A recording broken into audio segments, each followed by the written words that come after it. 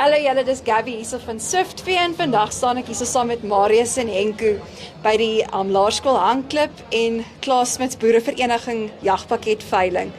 Dit was 'n uitstekende aand wat julle vanaand hierso gehad het. Weer eens baie geluk met die pryse wat julle behaal het. Kan julle dalk vir die mense wat op die vloer en op aanlyn gekoop het, net bietjie meer vertel waarna toe die fondse vir hierdie veiling gaan? Debbie, baie dankie. Ek sal sommer dan namens die skool praat.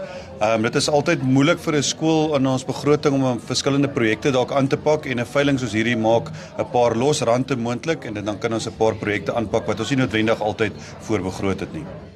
Ja, ons koop maar brandtoerusting aan en maak grondpaaie reg aangesien het ons altyd self betaal vir daai tipe projekte. Baie dankie dat julle ons ook gebruik het om saam met julle hierdie veiling deur te bring. Reg.